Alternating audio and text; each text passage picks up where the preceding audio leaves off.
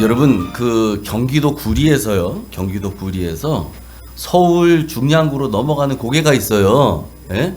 그 지금으로 말하면 한양대 구리 한양대병원 사거리에서 서울로 넘어가는 그 고개가 있거든요. 그 고개를 뭐라고 하시는지 아세요? 뭐라고 부르는지?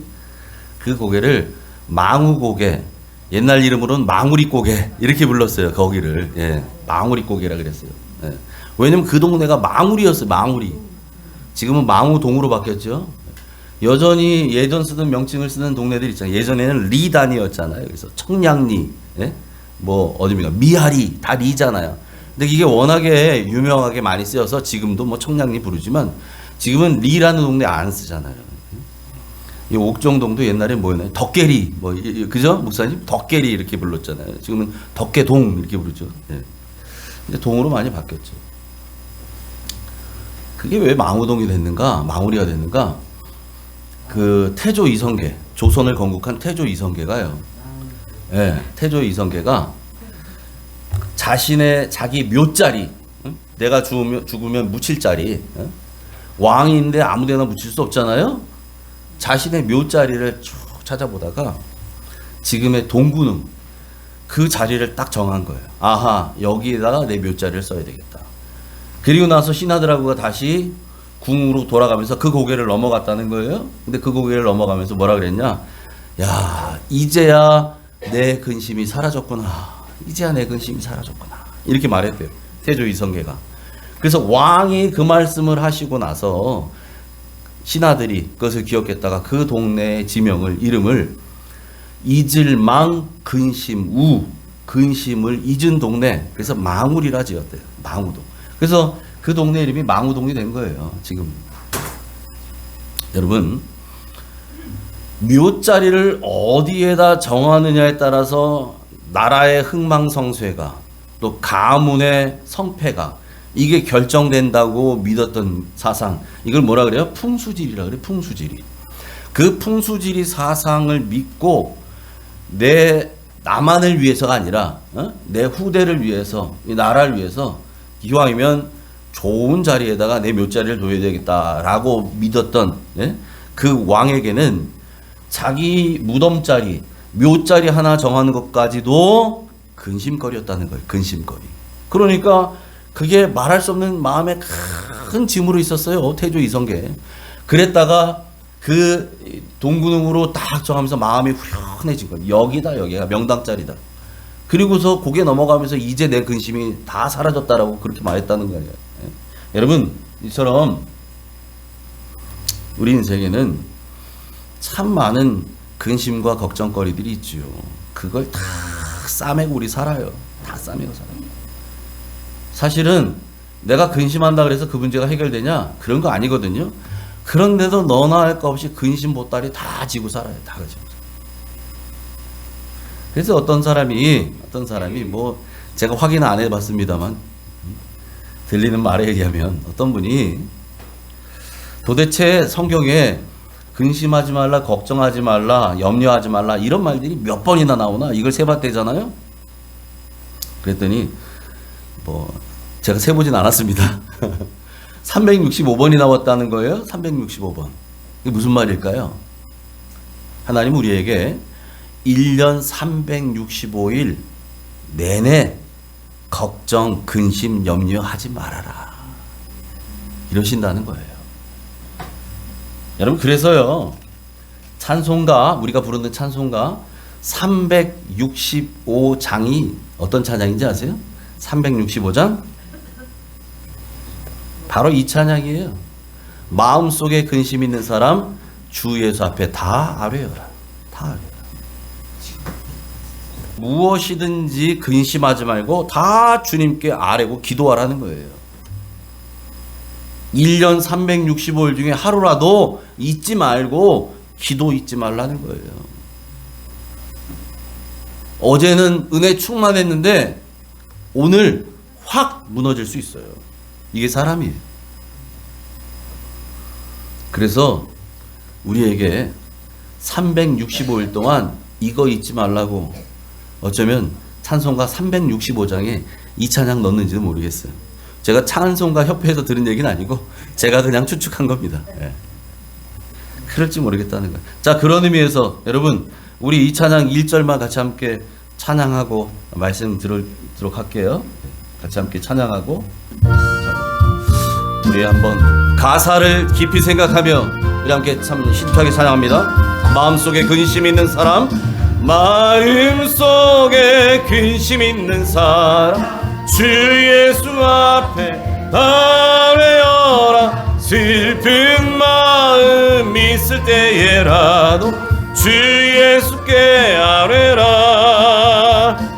주 예수 앞에 아뢰어라. 주리의 친구니 무엇이나 근심하지 말고, 근심하지 말고 주 예수께 아뢰라. 아멘. 더 하고 싶어도 여기까지만. 여러분, 오늘 본문에서도요, 바울이 이 근심에 대한 문제를 얘기해요. 근데 바울이 뭐라고 얘기하냐면 우리 인생에는 두 가지 종류의 근심이 있다라고 얘기합니다. 첫 번째 근심 어떤 근심이냐? 하나님의 뜻과는 상관없는 사람의 근심이 있대요. 사람의 근심. 자, 두 번째 근심 어떤 근심이냐? 이거는 성령께서 우리로 하게 하시는 하나님의 뜻대로 하는 근심이 있대요. 전혀 다른 근심이겠죠? 그래서 오늘은 이 두 가지 근심이 어떻게 다른지, 그리고 바울이 왜 이런 말을 했는지, 이런 것들을 우리 함께 생각해 보도록 하겠습니다. 사도 바울이요, 제가 고린도후서를 하면서 여러분에게 벌써 여러 번 얘기했어요. 고린도 교회에다가 편지를 여러 번 보냈지요. 예. 고린도후서가 마지막 네 번째 편지라고 말씀드렸고, 그 직전에 보냈던 세 번째 편지가 있어요. 세 번째 편지. 이것을 눈물의 편지 또는 근심의 편지라고 부르는데, 왜 그러느냐? 바울이 고린도 성도들 만나러 예정이 없던 방문하러 갔어요. 이 문제가 심각한 걸 알고 갔더니 그들이 바울을 반겨주지 않아요. 바울이 누군데? 영적 스승이자 아버지 같은 존재인데, 예? 여러분, 바울 때문에 예수 믿게 됐고, 바울 때문에 세례 받았고, 바울 때문에 구원의 반열에 올랐고, 이제 바울 때문에 우리 가정이 다 예수 믿는 가정으로 바뀌고, 그래서 이제 그 믿음으로 살고 있는 사람들이 느닷없이 바울 선생님 만나는데 반겨주질 않아요. 왜? 그들 마음 가운데 뭔가 바울에 대한, 바울은 여전히 그대로인데, 바울 선생님은 여전히 그대로인데, 고린도 성도들 마음에 뭔가 이렇게 비틀려져 있어요. 지금 마음이. 예. 반기질 않는 거예요. 그러니 여러분, 바울이 거기서 뭔가를 얘기해 주는 게 먹히겠어요? 들리겠어요? 천만의 말씀이죠. 그래서 바울이 너무 슬픈 마음, 이 무거운 마음을 안고 다시 에베소로 돌아가서 거기서 그들에게 편지를 썼는데, 얼마나 슬펐는지 그것을 눈물로 썼다 그래서 눈물의 편지라고 해요. 근심하는 마음으로 썼다 그래서 근심의 편지라고도 불러요. 그렇게 해서 편지를 디도편에 보냈어요. 지금처럼 뭐 우체국 가서 등기로 보내는 게 아니니까, 사람 인편으로 보내야 되니까 디도를 불러서, 디도야, 네가 이 편지를 가지고 고린도에 다녀오거라. 그리고 우리 드로아에서 만나자. 이렇게 약속을 했단 말이에요. 근데 그렇게 보내고 나서 이제 디도는 떠났어요. 바울이 보내고 나서 그 다음날 가만히 생각해 보니까 후회가 좀 되는 거예요. 야, 이거 내가 너무 괜한 말을 거기다 좀 썼나? 그런 말은 하지 말걸. 그런 표현은 하지 말걸. 이러면서 어떤 마음이 드냐? 주님이 하실 텐데 기도나 하지. 내가 왜 그런 편지를 써서 고린도 성도들 나중에 그 디도한테 받아보고 읽다가 마음 불편하게 만들고 더 근심하게 만드는 건 아니었을까? 이런 후회를 했다는 거예요, 바울이. 그래서 오늘 8절에 이렇게 얘기합니다. 같이 읽습니다. 시작. 그러므로 내가 편지로 너희를 근심하게 한 것을 후회하였으나 지금은 후회하지 아니함은 그 편지가 너희로 잠시만 근심하게 한 줄을 알미라. 아멘. 연애 편지 다 써보셨죠? 연애 편지. 연애 편지는 그런 말이 있어요. 밤에 쓰는 거 아니라고. 왜 그러냐? 여러분, 밤은요 사람이 굉장히 센치해집니다. 감성적으로 변해요. 누구나가 다. 그러니까 밤에 편지를 쓰게 되면 이 내가 낮에 쓸 때하고 조금 내 마음도 말랑말랑해져서 그런 얘기들을 쓰다 보니까 그 편지 쓰고 나서 아침에 붙이려고 한번 다시 읽다 보면 아우 이거 낯간지러서 못 보내고 이렇게 되는 경우가 많다는 거예요. 그래서 편지는 밝을 때 써라 이런 얘기가 있는데 바울이 지금 연애 편지를 쓴 건 아니지요. 고린도 성도들에게 그들에게 뭔가 정말 눈물 어린 그런 편지를 진심으로 써서 보냈는데 그리고도 바울 마음 가운데 후회가 남았던 건 내가 이 편지 때문에 고린도 성도들을 근심하게 만든 건 아닌가? 처음엔 이걸 후회했다는 거죠. 그런데 결과적으로 보자니까 이 편지 쓴 것이 잘한 일이었다라는 생각이 든다는 거예요. 물론 사람은 감정을 갖고 있기 때문에 그 감정을 열어봤을 때 처음에 왜 여러분 몸에 좋은 약이 입에는 쓴 법이잖아요. 쓰게 들렸을지 몰라요. 고린도 성도들에게. 그런데 그 근심은 잠깐이었다는 걸 알았다는 거죠. 왜? 결국은 그것 때문에 고린도 성도들이 뭐하냐? 회개해요. 회개. 9절 같이 읽습니다. 시작. 내가 지금 기뻐함은 너희로 근심하게 한 까닭이 아니요 도리어 너희가 근심함으로 회개함에 이른 까닭이라. 너희가 하나님의 뜻대로 근심하게 된 것은 우리에게서 아멘. 바울의 편지를 읽고서 처음에 고린도 성도들이 근심한 건 맞아요. 맞는데 이게 잠깐이지 결국은 이게 어떻게 갔느냐? 이게 긍정적인 결과를 낳았다는 거예요. 너희가 근심함으로 회개에 이르렀다는 얘기예요. 그죠? 고린도 성도들이 이 편지를 그 눈물의 편지, 근심 편지를 받아보고서 결국은 이것 때문에 회개하게 됐다. 그래서 내가 기쁘다. 이런 얘기를 하는 거죠. 그렇게 해서 네 번째 편지를 지금 쓰는 거예요. 그래서 이걸 얘기하면서 바울이 무슨 얘기를 하느냐? 이 고린도 성도들이 하게 된 이 근심, 바울의 편지를 읽고서 이들 마음 가운데 찾아왔던 이 근심을 무슨 근심이라고 하느냐? 이것을 하나님의 뜻으로 하는 근심이다. 이렇게 표현해요. 그래서 바로 이어지는 10절에 이렇게 말합니다. 같이 읽죠. 10절 시작. 하나님의 뜻대로 하는 근심은 후회할 것이 없는 구원에 이르게 하는 회개를 이루는 것이요 세상 근심은 사망을 이루는 것이니라. 아멘. 자 이제 여기서 본론을 꺼냅니다. 바울이 이 세상에 두 가지 종류의 근심이 있다는 얘기를 분명히 여기 10절에서 합니다. 첫 번째 근심은 어떤 근심인가? 이건 세상 근심. 저 밑에 써 있는 것처럼 세상 근심이라는 거예요. 세상 근심. 여러분 앞서 제가 말씀드렸지만 우리 인생은 근심의 연속이에요. 사실은. 그러니까 태조 이성계는 자기 묘자리 하나 정하는 것도 이게 온통 근심거리였어요. 근심거리. 그거 묘자리 나중에 정하고 나서 이제야 내 근심 해결됐다. 이렇게 말했다니까요. 여러분 우리 학생들 상급 학교에 진학하고 고등학교에서 대학을 가고 그럼 대학 가면은 모든 이 근심거리 다 사라져요? 대학 붙으면? 아니에요.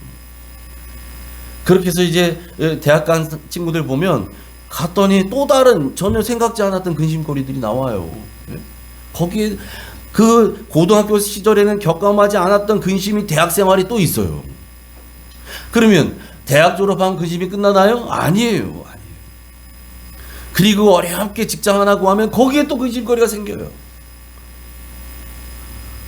그러면 그 직장 그만두면 근심이 끝나나요? 아니에요. 그래서 이 근심 해결한다고 나 좋은 사람 만나서 결혼할래. 그리고 나 이제 더 이상 직장에 얽매이지 않고 난 결혼해서 살 거야. 그럼 결혼하면 근심 끝나나요? 아니잖아요. 결혼해보신 분들 아시잖아요. 네? 결혼하고 났더니 또 다른 근심이 날 기다리네. 우리 인생은 끊임없는 근심의 연속이에요. 언제까지요? 하늘나라 갈 때까지.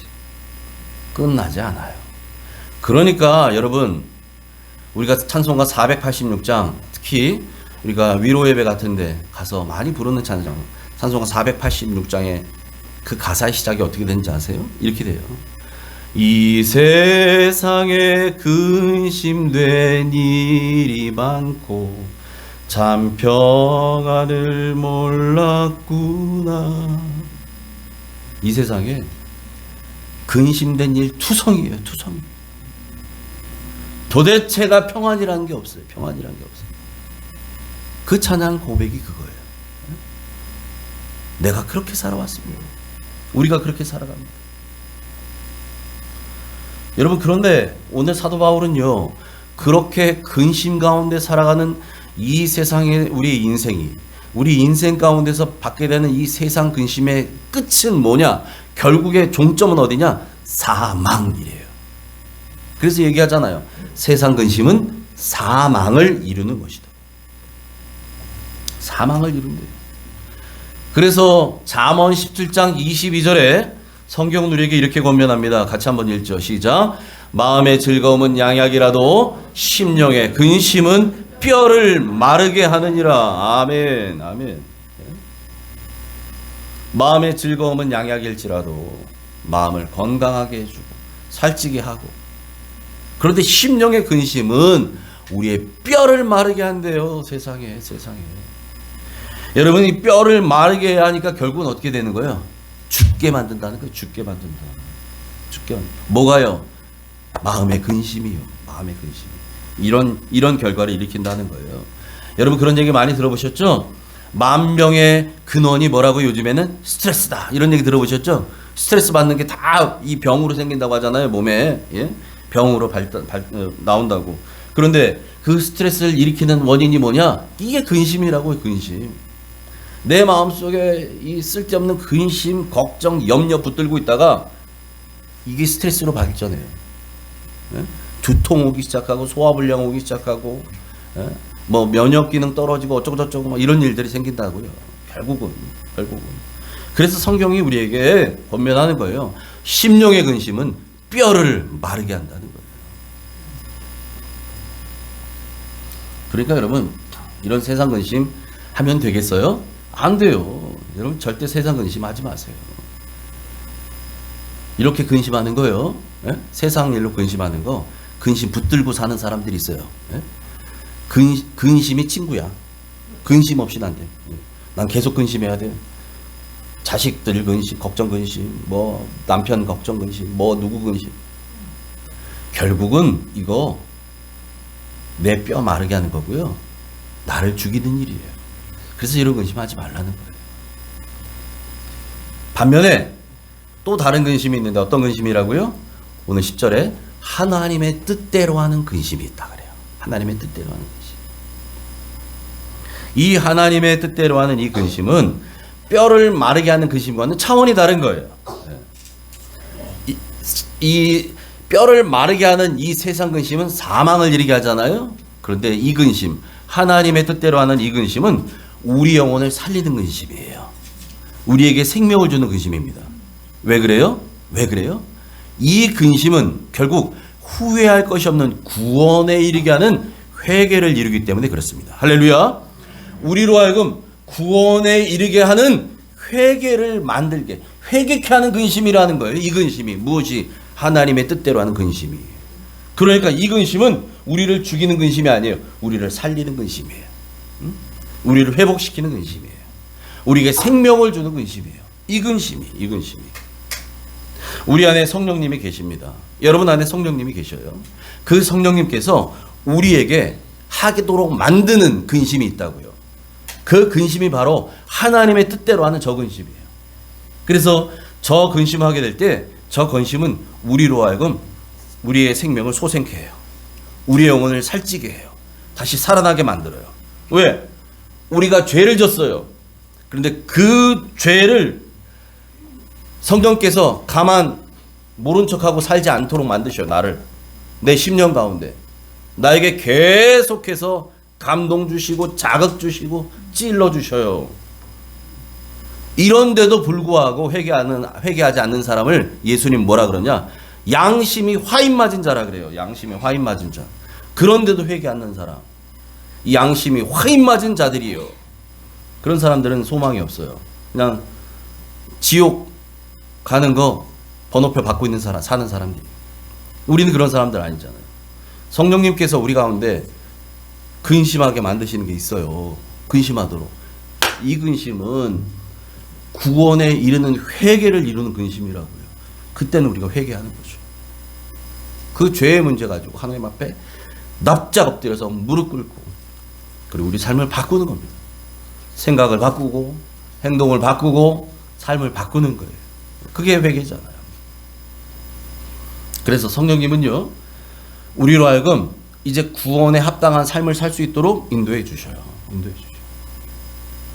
그래서 여러분, 하나님의 뜻대로 하는 이 근심은 구원에 이르가는 회개를 이루는 근심이고 세상 근심과는 달리 우리를 살리는 근심인 줄 믿습니다. 아멘. 여러분, 고린도 성도들은 이렇게 해서 이 하나님의 뜻대로 하는 근심을 하게 된 거예요. 사도 바울의 눈물의 편지를 받고서 그들 마음 가운데 근심이 생겼는데 세상 근심이 아니었어요. 이 근심이. 예? 편지를 읽는 동안 성령님이 감동이 오는 거예요. 내 안에서 고린도 성도들 마음 가운데. 그래서 하나님의 뜻대로 하는 근심이 생긴 거예요. 이 근심을 통해서 어떻게 됐냐? 그들이 하나님의 마음을 알게 됐어요. 예? 또 그 근심을 통해서 사도 바울이 진짜 참 사도라는 것을 깨닫게 됐어요. 그런데도 불구하고 자기들이 거짓 교사에게 속아서 그런 바울을 의심했고 바울에게 등 돌렸고 했던 것이 얼마나 어리석은 짓인가, 얼마나 바보 같은 짓이었는가 라고 하는 것을 깨닫게 되었다는 거예요. 그러니까 이제는 어떻게 하겠어요? 이제는 알았사오니, 이제는 더더욱 바울 선생님을 우리가 간절히 소망하고 그리워하고 사모합니다. 그리고 앞으로는 이제 이 복음을 위해서 우리가 더더욱 열심을 내겠습니다 라고 다짐하게 되었다는 거예요. 그 내용이 11절이에요. 그 내용이 11절. 같이 읽습니다. 시작.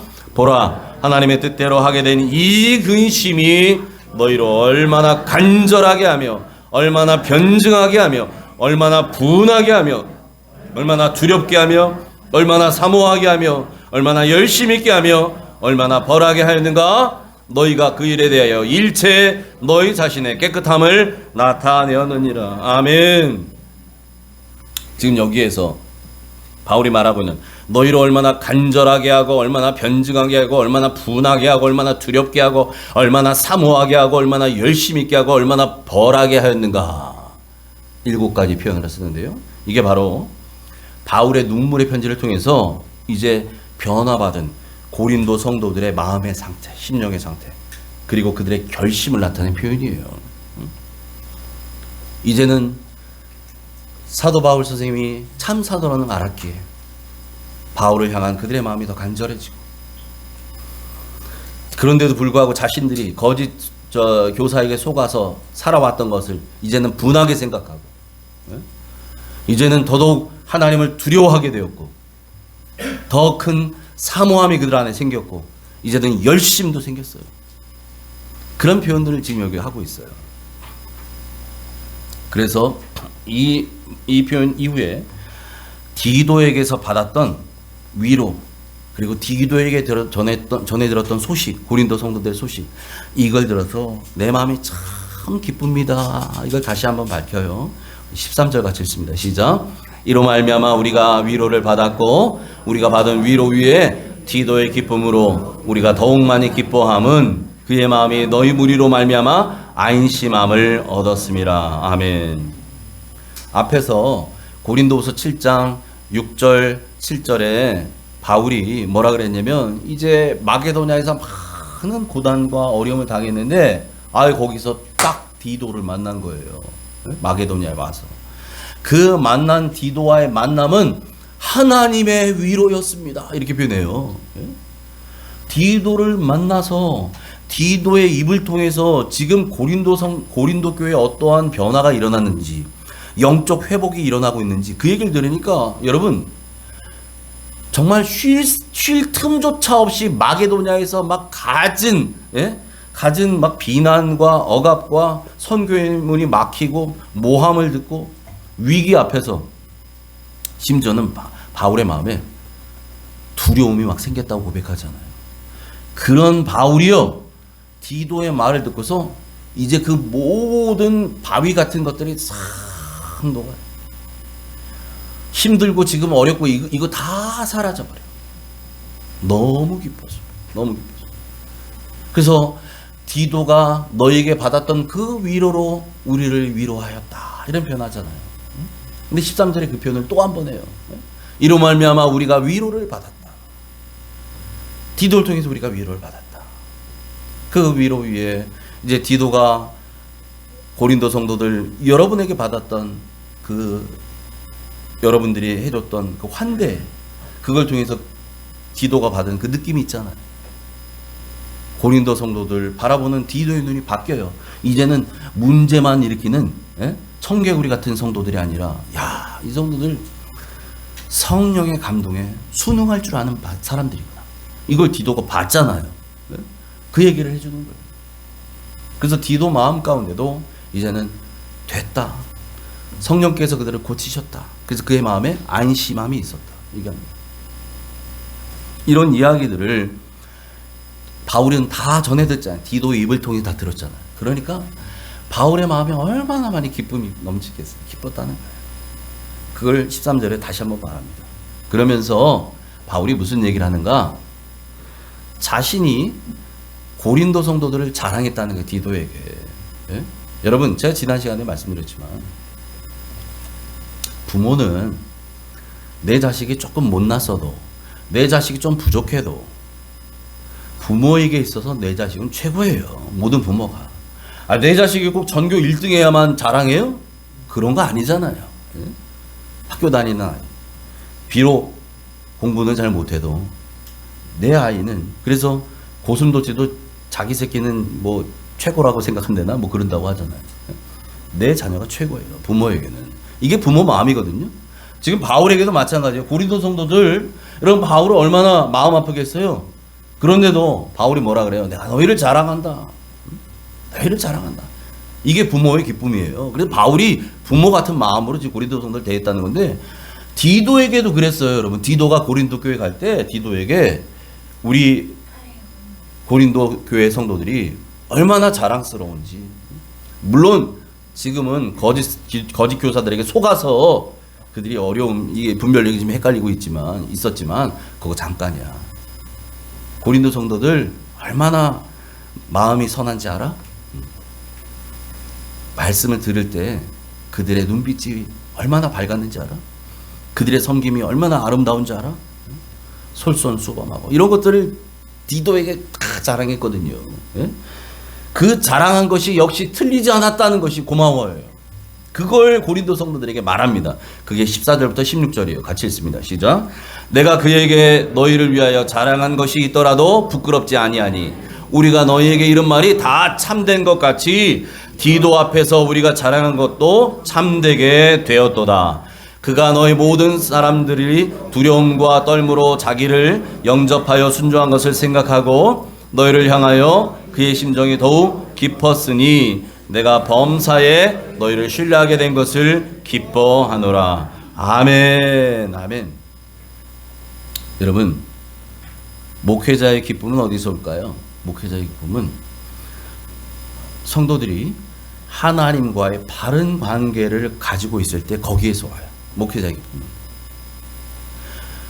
그러니까 성도가 하나님과 바른 관계를 맺고 있을 때 목회자는 거기서 기쁨을 찾아요. 그런데 만일 성도가 하나님과의 관계에 문제가 생겼다 이러면 대번에 어떻게 영향이 미치냐면 목회자의 관계도 틀어져 버려요. 우리 성도님 중에는 그런 분 없지만 혹여라도 주변에서라도 목회자의 관계에 문제가 있는 분이 있다면 여러분, 그런 사람은 먼저 내가 하나님과의 관계가 올바른지 이걸 먼저 점검해 봐야 돼요. 이거 점검해 봐야 됩니다. 고린도 성도들도 하나님과의 관계가 올바르지 않았어요. 사실은 이들의 문제는 아니었죠. 거짓 교사에게 현혹됐거든요. 이들이 영적 어린아이와 같아서 분별력이 없어서 그러긴 했지만, 예?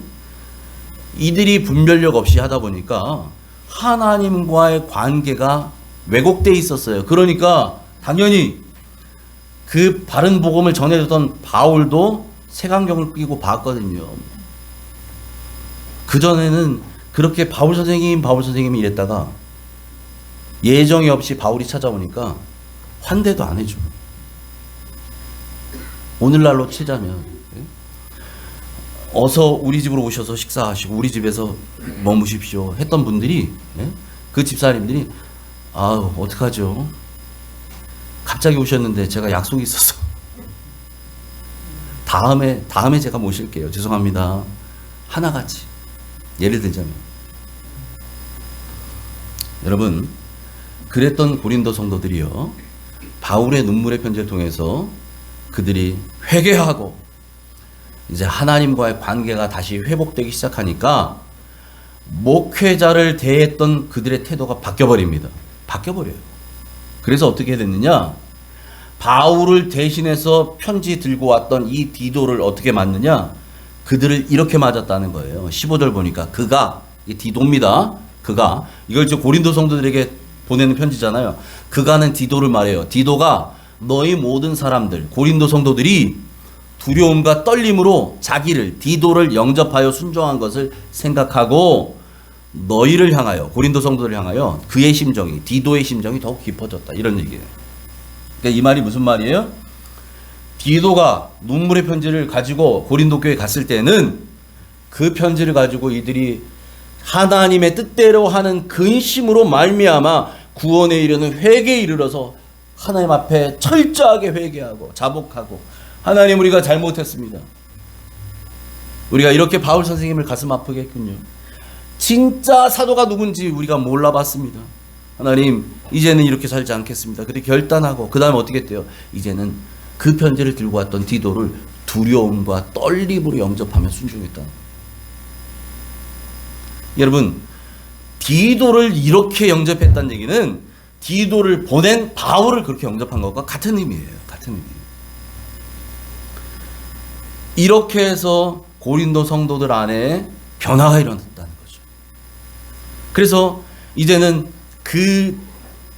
이 디도가 영접을 받았잖아요. 환대를 받았잖아요. 그걸 통해서 고린도 성도들을 생각하는 디도의 마음도 더욱 깊어졌다 뿐만 아니라, 바울 선생님이 그동안 내가 여기 올 때 나에게 고린도 성도들을 칭찬해 줬던 그것이 틀리지 않았음을 증명하게 되었다는 것이 기쁘다. 그 얘기가 14절에 있는 거예요. 내가 그에게, 디도에게 너희를 위하여 자랑한 것이, 그것이 부끄럽지 아니하다는 거죠. 왜? 내가 그동안 말했던 것, 자랑했던 것, 고린도 성도들은 아니야. 그 성도들은 이런 사람들이야. 지금은 비록 우리를 좀 가슴 아프게 하는 일이 있을지 모르지만, 그들이 말실수는 좀 했지만 그들 본심 그런 사람들 아니야. 나는 그 사람들의 영혼이 얼마나 맑은지 나는 그걸 믿어. 이걸 디도에게 말해줬단 말이에요. 근데 가봤더니 디도가 고린도 성도들이 변화된 모습을 통해서 환대를 받았잖아요. 맞구나. 바울 선생님 말씀이 맞았어. 그렇게 자랑한 것이 참되었다. 왜? 고린도 성도들이 변화된 모습을 디도가 봤잖아요. 예? 그것을 증명해 줬다는 거예요. 그것이 난 너무 기쁘다라고 지금 고린도 성도들에게 바울이 편지한다는 거예요. 아울러 이제는 그래서 범사에 바울이 너희를, 고린도 성도들을 신뢰하게 되었다. 난 이것이 기쁘다 라고 편지한다는 거죠. 여러분, 이제 말씀을 좀 정리할게요. 우리는 세상을 살되 세상 근심에는 붙잡혀 살지 말아야 합니다. 아멘. 세상 근심에는 붙잡혀 살지 마세요. 대신 우리는 어디에 붙들려 살아야 돼요?